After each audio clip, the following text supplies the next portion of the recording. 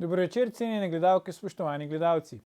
Moje ime je Aljuš Pertinač, do parlamentarnih volitev je samo še 59 dni, vi pa spremljate najbolj politično korektno oddajo slovenskih televizij. Putin bombardira Ukrajino, premier Janša pa nacionalno televizijo. Tole je zgolj eden od številnih tvitov, s katerimi naš predsednik vlade že cel dan obstreljuje RTV Slovenija. Res je, ukvarjanje s poročanjem nacionalke je nekaj, kar bi prej pripisali kakšnemu vzhodnemu samodržcu, ne pa premierju demokratične članice Evropske unije. Še posebej, ker ima ta isti premier na čelu nacionalke svojega generalnega direktorja, direktorja televizije, glavno urednico in predsednika programskega sveta. Koga torej Janša v resnici bombardira? Samega sebe?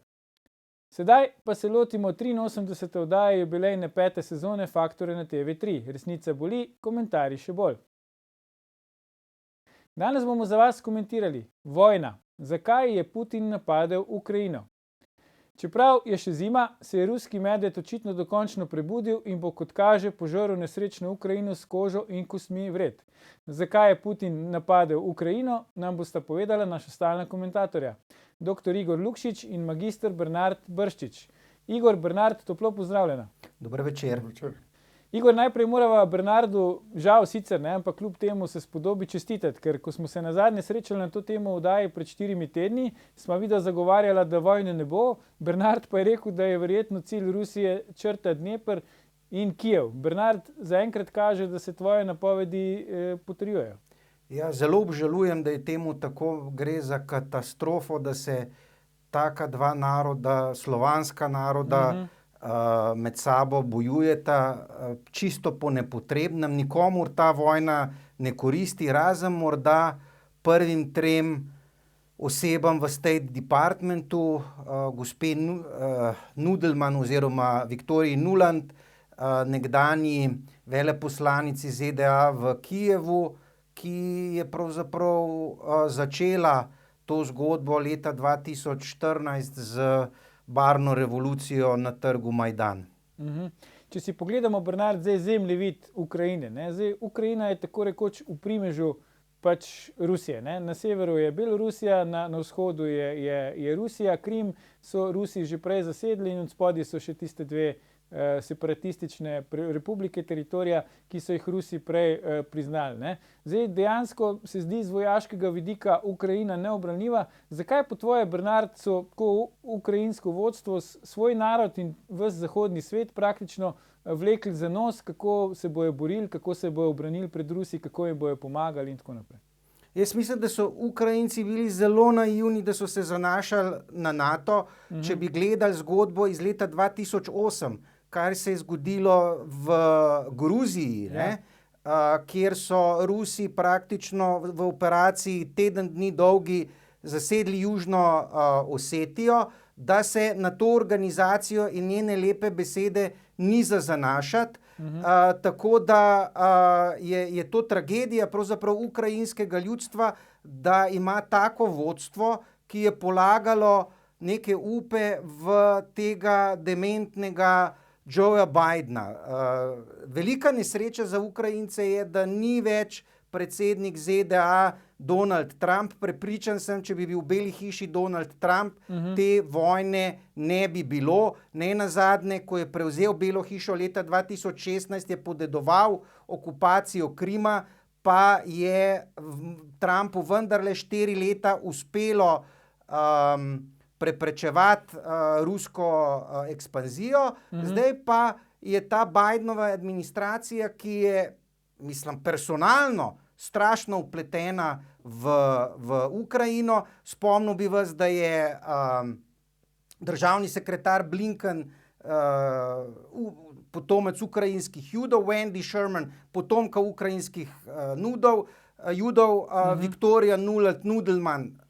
Vsi so povezani z Ukrajino, ravno tako družina Biden je s korupcijo, njegov sin Hunter Biden menda prejel $31 milijonov šmirgelda za pay to play v Washingtonu. Skratka, ta demokratska, skorumpirana administracija je vse skozi navijala za to, da se začne ta konflikt med dvema bratskima narodoma. Igor, jaz sem še včeraj zvečer recimo mislil, da vojne ne bo, čez 5 ur pa tak preobrat. Zakaj je po tvoje Putin potegnil to, zdi se, odločilno potezo, skoraj zgleda kot neka dokončna rešitev, ne?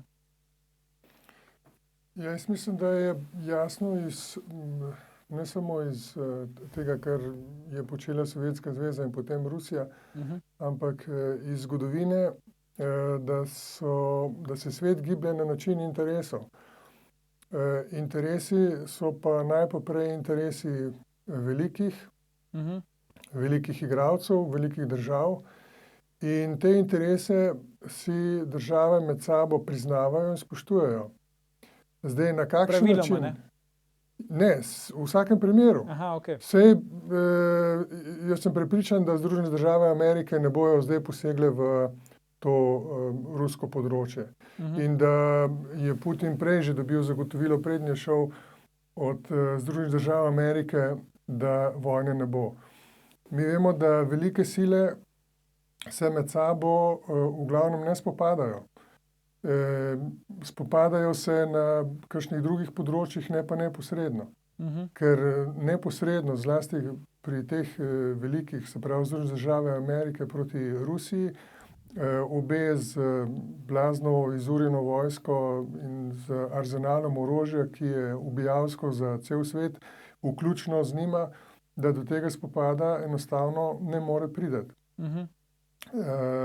Tako da se mi zdi, da ta zadeva se bo na tej točki tudi končala. Tisti, ki ni spoštoval ali pa ni razumel tega, zakaj v svetu gre, se mi zdi, ima Bernard tle prav, tisti, ki je narobe ocenil svojo situacijo. Avstrijci spoštujejo svojo nevtralnost, Finci spoštujejo svojo nevtralnost, Švedi spoštujejo svojo nevtralnost, Gruzijci, ki so se pustili izigrati, ne, so dobili lekcijo, Ukrajinci tudi. Podobno bi katerakoli zahodnoevropska država, če bi začela kaj odstopati od standardov, ki veljajo za zahodni svet. In tudi če kaj takega počne, recimo države, ki so pod pokroviteljstvom Združenih držav Amerike, takoj vemo, da se jim zgodi ali državni udar ali karkoli. Skratka, ta svet je razdeljen. In tisti, ki goji kakšno upanje, da gre tle za enake države in gor in dol, tega enostavno ni. To obstaja samo na eni ravni, ki se mu reče recimo morala. Tam mi drug za drugega priznavamo neko kriterije pravičnosti, enakosti in tako naprej. In pravo. Zato, ko vidimo v teh obsodbah vojne, vsi pravijo, to je bilo grozno dejanje in to je bilo kršitev mednarodnega prava. Ja, seveda, tako se stvari dogajajo, kadar se ne spoštuje interese in kadar je nekdo naredil eno veliko politično napako. In pazite zdaj, rešitev, po mojem mnenju, je spet politična. Edini, ki ima interes za to, mir se vzpostavlja na ravni politike. Torej, treba si je priznati interese, se vse za mizo in ugotoviti, kaj geostrateško se da rešiti. Tega ne naredijo, zlasti ne Združene države Amerike, ki ne priznajo Rusiji, da saj, koliko je to, par 100 kilometrov od svoje meje brani svoje meje ravno tako kot Američani. Američani branijo svoje meje na ruski meji. Rusi pa naj bi svojo mejo branili spet na ruski meji in čakali, da pridejo točno do meje. To so temeljne pravila realizma. Se pravi, če te prav razumem, ti ne pretrjuješ tezi, Igor, da je pač Putin enostavno nor, psihično nestabilni in je zato napadel Ukrajino. Ne, tudi vemo dobro, tudi da Hitler ni bil nor, Mussolini ni bil nor, ne, noben od teh ljudi ni bil nor. Ti ljudje zastopajo interese svojih kapitalskih združb. Mi vemo, da v svetovnem kapitalizmu obstaja neka logika, ki se reče koncentracija kapitala. In to teče neodvisno od karkoli. Tako da, če poznaš to logiko, potem se ne čudiš. Te ne more presenetiti nekaj, kar je grozno. Jaz sem tudi zadnjič, da se tle prijavim, sem rekel, da do vojne lahko pride, ker tistih 9000 milijard ki so bili vrženi v COVID krizo, Ja. išče obrat. In tle ga bo gotovo najdlo. Zdaj, na politiki pa je, da to prepreči, da se ti privatni interesi realizirajo tokrat v škodo nedolžnih ljudi, ki bojo žrtvovani v teh igrah v Ukrajini in seveda tudi Rusi. Čeprav so ruski vojaki tu v ofenzivi, tudi njih je škoda, ne? Vseh življenj. Ja, absolutno. Bernard, bi se dal to vojno preprečiti po tvoje? Absolutno. Absolutno, če bi priznali Rusiji, tako kot je Igor rekel, da ima legitimne nacionalne varnostne interese in v nekem smislu je ta kriza pravzaprav posledica 30-letne zgrešene politike, da Američani naprimer niso spoštovali svojega starosta zunanje politike Georgea Kennana, avtorja teorije containmenta, ki je rekel, da je ena največjih napak pred smrtjo to, da se je NATO širil na vzhod. Spomnimo se, da je še leta 1989 Dietrich Genscher zagotavljal svojemu ruskemu kolegu, da se NATO ne bo širil čez Labo, da v vzhodni Nemčiji ne bo NATO-vih vojakov in so konsekutivno potem kršili to obljubo. Praktično so prišli na pred vrata Rusije in tako kot je Igor rekel, čakaj malo, Harkov je 500 km od Moskve. To pomeni, če imaš ti supersonične rakete nameščene v Ukrajini, je to 5 do 6 minut in nek voditelj, ki mu je mar za varnost svoje države, to upošteva. In mislim, da je zelo lep primer omenil Igor, primer Finske. Finska ima to nesrečo, nasploh je za vse države, ki mejijo na Rusijo, so v nesrečnem položaju. Bernard, oprosti, a lahko zadržiš misel glede Finske, pa gremo mi zdaj na oglase, pa potem, ko se vrnemo po oglasih, nadaljujemo pri Finski, če si za, no? Tako da ne nam ujeti, gledalke, gledalci, se vrnemo po oglasih, ko nadaljujemo s komentiranjem, zakaj je Putin napadel Ukrajino. Ostanite.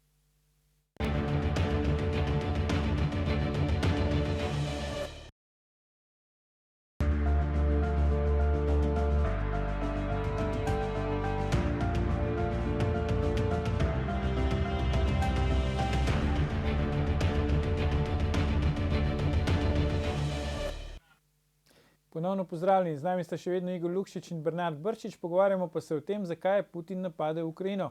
Bernard, preden smo šli na oglase, si ostal tam pri Finski. Kaj ti zdaj pričakuješ? Bo Finska šla v NATO ali bo po tvoje ostala nevtralna? Jaz mislim, da bo ostala nevtralna. Finska vodi zelo modro politiko že iz časa barona Mannerheima, ko so bili zelo neprijetno rusko-finsko vojno, takrat je Finska izgubila Karelijo, 11% ozemlja, ampak potem skozi hladno vojno je pa ostala samostojna država, suverena, in jaz mislim, da bi ravno finski zgled bil optimalen za Ukrajino, se pravi na eni strani EU članstvo, pa ne članstvo v NATO. Mislim, ne biti naivni, da so vse države enake. Tako kot je rekel Igor, v realni politiki obstajajo termonuklearne sile, ki so poseben klub in modri politiki v Ukrajini, ki poznajo politiko NATO. Mislim, kaj je danes NATO? S čim lahko pomaga? A z mavričnimi zastavami, a s teorijo spolov, a s kritično rasno teorijo? S tem se namreč gospodje v Bruslju in Pentagonu v zadnjem času ukvarjajo. Skratka, mislim, da so v Ukrajini čist narobe ocenili situacijo, kako jim bo NATO pomagal. Pustili smo jih na cedilu. Seveda niso imeli članstva, ampak leta 2008 v vrhu v Bukarešti je bilo in Gruziji in Ukrajini obljubljeno članstvo. Mislim, kdo je pri pameti je dajal take obljube. Spomnim se pokojnega senatorja McCaina, ki je takrat gobcal, vsi smo Gruzici. Kaj je danes Gruzija? Brez Južne Osetije, brez Abhazije. Zelo nespametna politika. Ja.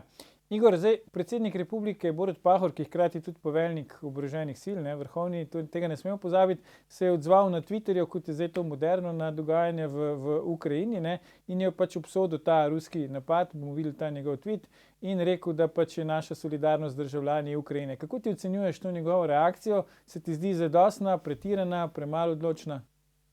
Ne, se mi zdi, da je reakcija ta prava, tako kot pritiče predsedniku države in moči, s katero razpolaga ta država. Jasno, tudi cel slovenski vrh se mi zdi, da je pravilno reagiral, da je obsodil to agresijo. In seveda tako je treba reagirati na vsako agresijo na tej formalni ravni. Samo mi tu poskušamo razložiti, kako se stvari dogajajo, zakaj do njih prihaja. Nismo tle državniki in zato ne reagiramo na tak način, tudi kot je Evropski vrh in tako naprej. Tako da jasno, v prvem koraku je treba to agresijo obsoditi, tako kot se obsoja vsako agresijo. Ampak še bolj pomembno pa je, da razumemo, zakaj do teh agresij prihaja in kaj se dogaja v tem svetu. Mi imamo cel kup situacij, kjer si neke države lastijo druga ozemlja, kjer se na mednarodni, v OZN priznava nek status, potem pa en del velesil tega, kar je v OZN potrjeno, ne priznava in tako naprej. Imamo razmerje Palestina, Izrael, imamo Tajvan, Kitajska, Tibet, imamo tle okrog Rusije cela dogajanja. Edino, kar je recimo, pa Kosovo, pa Republika Srpska, pa cel kup stvari. Edino, o čemer ni debate, javne, ker je noben ne sproža, so pa ameriške interesne sfere. Ameriške interesne sfere, ki so v zadnjih 30 letih rasle in se širile brez vprašanj. Zdaj je prišlo v javnost moledovanje Jelcina, predsednika Rusije, v dopisovanju s takratnim predsednikom ZDA, naj nikar ne grejo tako hitro v priključevanje NATO z vzhodno Evropo. In potem tam na koncu moleduje, ampak Ukrajino pa nikar ne. Ampak to je bila Rusija, ki je bila popolnoma na kolenih. Ki je morala še prositi. Zdaj je pa Rusija nekaj drugega in seveda zdaj je Rusija, ker ji ne priznajo tega statusa, si ga proba na tak način izboriti. Zdaj, seveda bomo videli, najhujše je, če vele sile napačno ocenijo svojo moč ali pa poskušajo oceniti realno moč na plečih ene druge države. In to se zdaj v Ukrajini dogaja.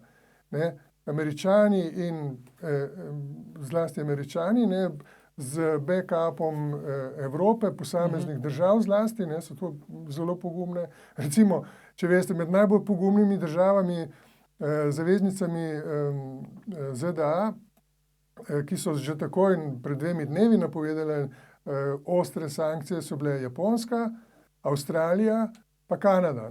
Se pravi, tiste države, ki so zelo daleč od Rusije, so tu najbolj pogumne.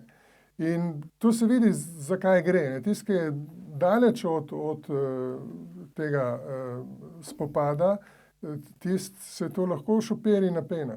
Ampak to je zelo politično nespametno in na nek način hujskaško. Do kam bi morala seči recimo naša slovenska solidarnost z Ukrajinci? Vemo že, kolone beguncev so že praktično na vseh mejah s sosednjimi državami, Slovaško, Poljsko in tako naprej. Se moramo ustaviti tu, kjer se je ustavil recimo predsednik republike Borut Pahor, bi morali ići korak dlje. Vemo, predsednik vlade Janez Janša je bolj oster v retoriki, zahteval je tudi, da se vzpostavi neka prepoved preleta letal nad Ukrajino, neke vrste no-fly zone, kot smo imeli to primer iz Bosne in Hercegovine, pa pol kasneje iz Jugoslavije. Kaj ti praviš na to? Ta predlog predsednika vlade se mi ne zdi ravno preudaren, glede na to, da ne bo nad Ukrajino nadzira izključno vojaško letalstvo Rusije, kar bi pomenilo, da tiste, ki jih predsednik vlade Janša poziva k vzpostavitvi to sta pa Združene države in Velika Britanija, naj bi zagotovilo to. Z drugimi besedami, da ne gre sta največji sili NATO v vojno z Rusijo. Mislim, da glede na to, da je Rusija termonuklearna sila, da je predsednik Putin, če si poslušal danes zjutraj njegov ledeno hladen govor, je zelo lepo rekel, da bodo, če bo potrebno,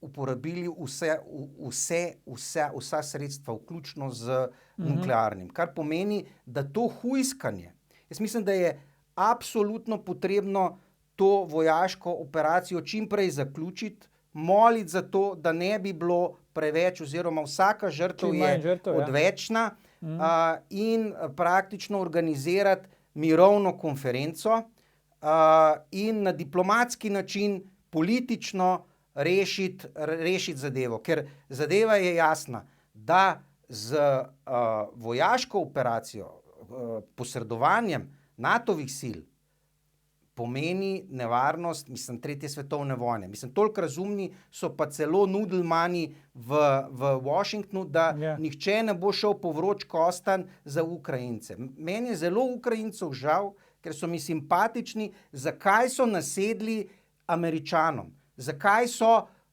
plačevali družini predsednika Bidna podkupnine za to, da pay for play v Washingtonu, če so imeli leta 2008 izkušnjo z Gruzijo, da jih ne bo nihče reševal. Kar pomeni, da je rešitev lahko samo politična, da trenutno vojaška rešitev je praktično fait accompli, če so danes, pazi, 25 kilometrov od Kijeva zavzeli ruske sile letališče. Jaz sem ocenjeval pred mesecem dni, da Rusi potrebujejo med 10 in 14 dni, da pridejo s tanki do Kijeva. Verjetno sem se motil, ker bo to mogoče v 3-4 dneh.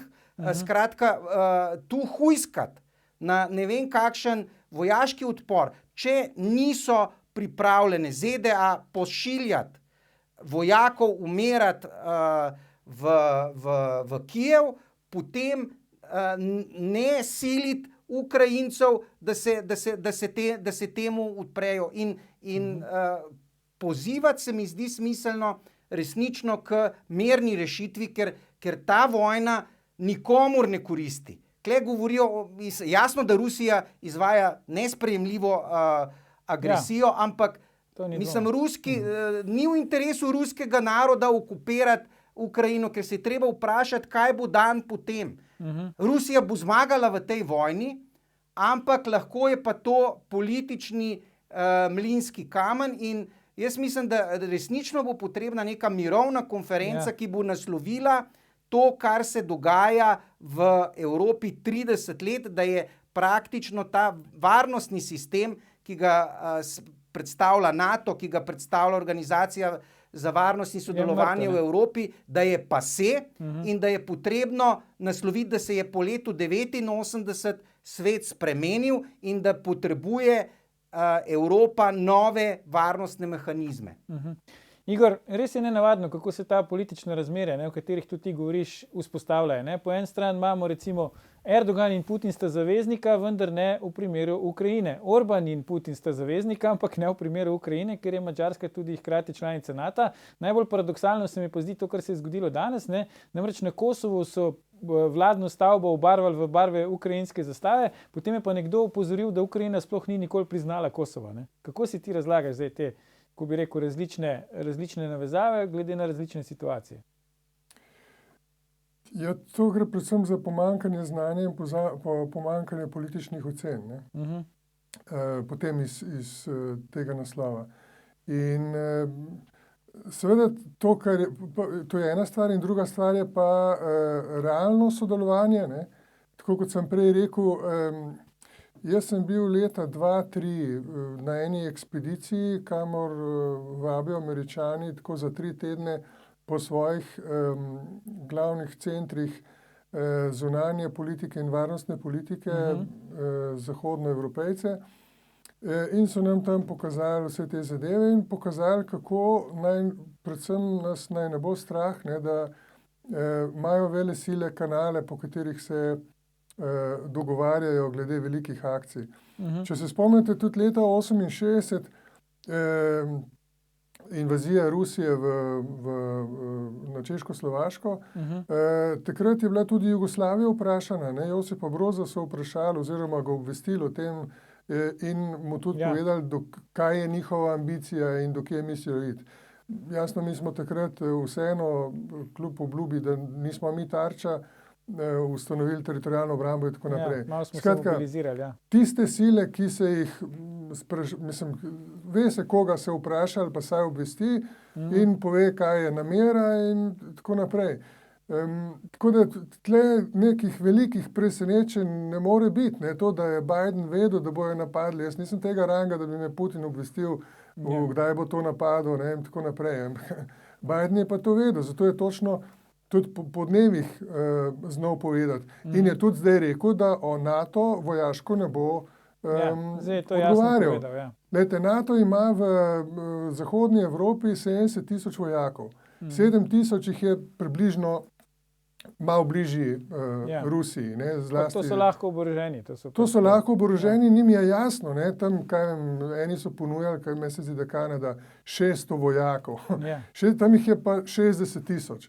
Je jasno, da je noro iti v zaostrovanje tega konflikta na tej ravni. Je pa gotovo prilika, ne, da bo nove tehnologije, ki se bojo tu šolale in preizkušale, tako kot v vsaki vojni, so predvsem tele cyber, ne.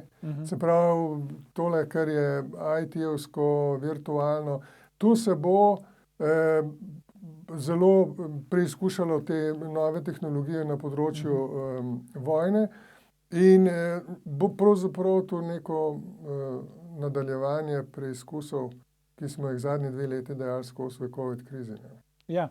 Bernard, se bo Putin zdaj ustavil tukaj po tvoje, ko doseže, kar je hotel v Ukrajini? Vemo, tam zraven je pol tako in Moldavija, v končni fazi pa smo pa že skoraj mi na vrsti tukaj naša soseščina Balkan. Ne? Imamo Srbijo, Republiko Srpsko v Bosni in Hercegovini. No, jaz ne nasedam temu džingoističnemu jeziku euroatlanticistov, da Putin obnavlja sovjetski imperij, mislim malo morgen. Gre za slaboumne ideje. Mislim, da se bo absolutno ustavil, da bo imel problem z Ukrajino, kaj narediti dan potem. Je recimo en moj razmislek ta, da glede na to, da obstaja eksklava v Moldaviji, Transnistrija, že 25 let, kjer so ruske sile, bi lahko pomenilo, da praktično zasede vso južni del Ukrajine, se pravi s Hersonom, Nikolajevem pa z Odeso, priključi potem to in bi to potem pomenilo dejansko obnovo ruskega imperija, da seže do Transnistrije. Mislim, da ta strategija ni vzdržna. In potem so pa seveda 2 opcije. Ena opcija je, da pride do nadaljne delitve Ukrajine, se pravi, da bi potem zelo verjetno potegnil mejo do Dnjepra, se pravi linija Kijev-Herson, kar pomeni praktično, to je po moji oceni okoli, skoraj polovico Ukrajine anektiral. Druga varianta pa je, seveda, če bi diplomatska prizadevanja bila uspešna, da pride do nekega detanta, do mirovne konference, kjer bi morali praktično nasloviti vse, kar je bilo zlega storjenega v zadnjih 30 letih. Na mizi mora biti popolna rekonstrukcija varnostnega sistema.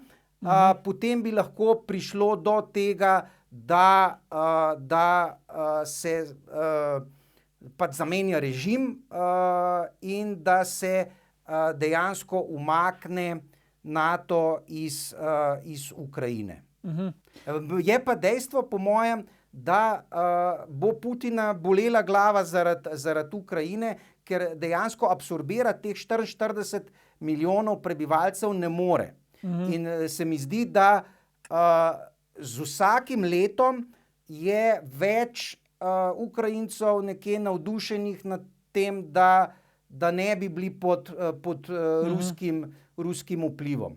Mogoče ravno zaradi tega Putin še zmeraj trdi, da jih ne zanima zasedba Ukrajine. Bomo videli, kako se bojo naprej stvari razvijale. Ampak Igor, zdaj Bernard pravi, mirovna konferenca, pogajanja, oba sta rekla, politična rešitev je edina možna in nujna.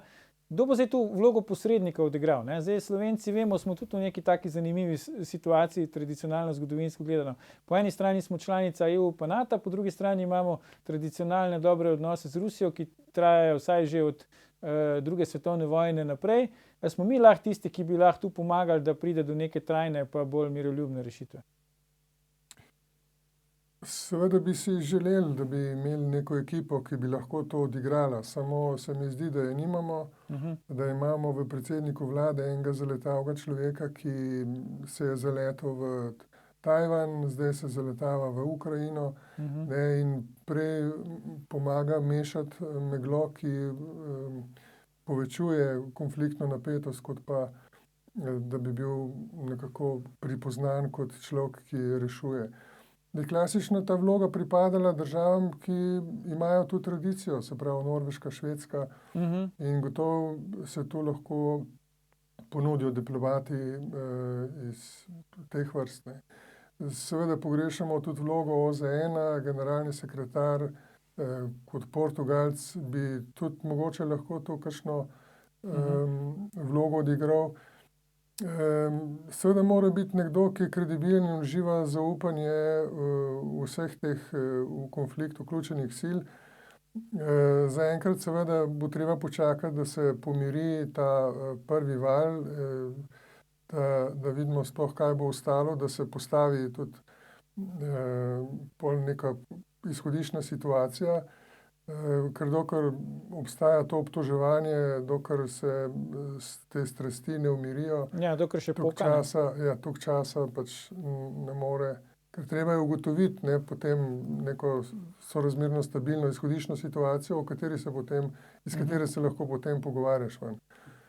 Ampak gotovo to je edino izhodišče, tisti, ki stavi na to, da je treba tle z vojno nadaljevati, to ni dobra stvar.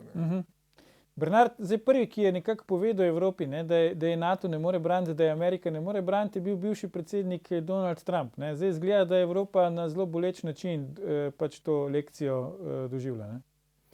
Res je, Donald Trump je bil trezen politik, pogrešam ga neizmerno, njegove ocene in sem prepričan, da ne bi do tega prišlo. Dejansko je tudi to primer, da bomo morali tudi v Sloveniji zelo hitro preiti na povečanje obrambnih izdatkov, vsaj za 100%, se pravi minimum je 2% BDP-ja, da je ta politika, da mi izvajamo neko funkcijo logista za NATO, po mojem, zgrešena, da bo potrebno naše obrambne sile, kjer imamo praktično samo za 3 efektivne bataljone, teh 2500 pripadnikov, vojakov, pravzaprav katastrofa, da smo razgradili v zadnjih 20 letih vojsko, da je, kot rečeno, so neki novi varnostni izzivi.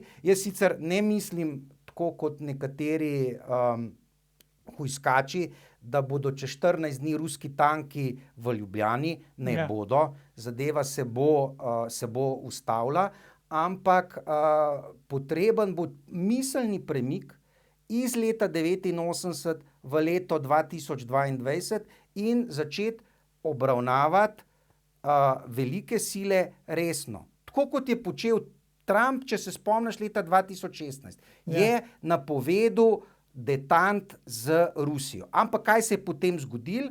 Nabijanje demokratov o tem, da kako Rusi praktično, da je njihova marioneta in se je moral potem nazaj potegniti, naprimer Trump, in ni prišlo do take utoplitve, ki bi morala. In tisto, kar je, jaz mislim, pomembno, kar je Igor na začetku rekel, velike sile imajo svoje interese in zabloda je, da se je Rusijo obravnaval kot neko tretjerazredno regionalno silo. Velika bolečina Putina je v tem. Možak bo letos dopolnil 70 let. 20 let je na oblasti in kaj gleda?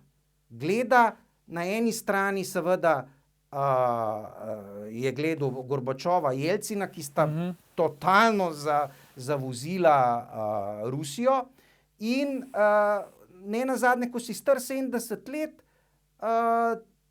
te skrbi pa tudi tvoja politična dediščina in enostavno je potegnil črto, da Ukrajina pa ne, in je to po mojem v zadnjih 10 letih večkrat jasno signaliziral. Noben ga ni jemal resno. In prišel v Ženevo pred dobrim mesecem, Lavrov z Blinkenom, Američani sploh ne reagirajo. Ignorirajo Ruse. In to je problem. In če se ne bo naslovil, da se Američani vrnili k spoznanjem veteranov hladne vojne, da ne smeš Rusov poniževati. V tem zanosu, patosu zmage so šli tako daleč. Predstavljaj si, kaj bi bilo pa, če bi teb tam, kjer stanuješ, se nekdo naselil v tvojo vežo. Mislim, to se Rusom dogaja in na to reagirajo. Konec koncev se to niti pri Nemčiji ni obrestovalo po prvi svetovni vojni, vemo, kako se je nadaljevalo. Ne? Igor, zdaj tukaj je Rusija, tukaj je še Kitajska, da ne govorimo še o kakšnem Iranu pa v Severni Koreji, nas mora skrbeti, po tvoje, za svetovno varnost od zdaj naprej. Ja, jaz računam na to, da imamo opravka z realnimi interesi. Seveda svetovna varnost je zmeraj prizadeta, ker je varnost tudi kategorija koncentracije kapitala. Tam se na področju varnosti obračajo veliki denarji.